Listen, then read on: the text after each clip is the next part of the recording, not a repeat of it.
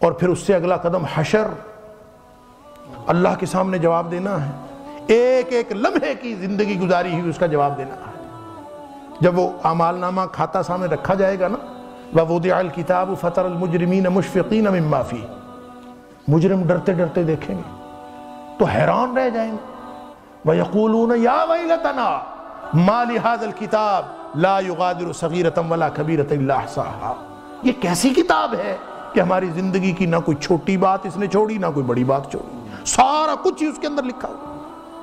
وَوَجَدُوا مَا عَمِلُوا حَاضِرًا، جو کچھ انہوں نے دنیا میں کیا سب کچھ سامنے پڑا ہوگا۔ اللہ اکبر۔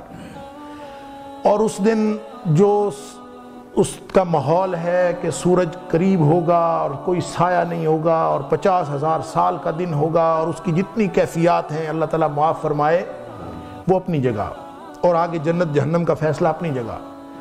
صرف اس دن کی جو رسوائی ہے، اللہ نے قرآن میں فرمایا وَإِذَا الصُّحُفُ نُشِرَتْ، دنیا میں تو ہم چھپا کے پھرتے ہیں، میں آپ کے سامنے گفتگو کر رہا ہوں، میری زندگی کے دوسرے پہلو کیسے ہیں آپ میں سے کوئی نہیں جانتا، صرف اللہ جانتا ہے۔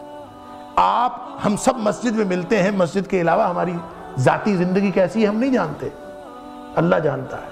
فرمایا وَإِذَا الصُّحُفُ نُشِرَتْ، اس دن سارے کے سارے اعمال نامے نشر کر دیے جائیں گے، ساری دنیا کو بتا دیا جائے گا، عالمی نشریاتی رابطے پر ساری دنیا کو اول انسان سے لے کر آخر انسان تک جمع ہوں گے، اور ان کو بتا دیا جائے گا کہ یہ فلاں علامہ صاحب ہیں، یہ فلاں چودھری صاحب ہیں، فلاں مولوی صاحب ہیں، صوفی صاحب ہیں، دنیا میں بڑے بنے پھرتے تھے پارسا، ان کے اصل کرتوت تو یہ ہے۔ اللہ تعالیٰ اس دن کی رسوائیوں سے محفوظ فرمائے۔ یوم تبلی السرائر، سارے کے سارے راز باہر آ جائیں گے اس دن، کوئی چیز راز نہیں رہے۔ اگر اس دن کی فکر آتی ہے کہ اللہ میں کیسے جواب دوں گا،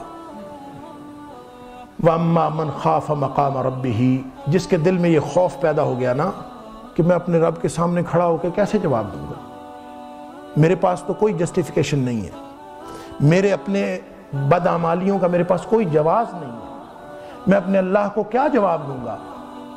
جس کو یہ خیال آ گیا اور خوف لاحق ہو گیا کہ اللہ میں کیسے جواب دوں گا، وَنَهَى النَّفْسَ عَنِ الْهَوَىٰ، پھر وہ اپنی خواہش کے مطابق زندگی نہیں گزارتا، پھر وہ اللہ کی مرضی کے مطابق زندگی گزارتا ہے۔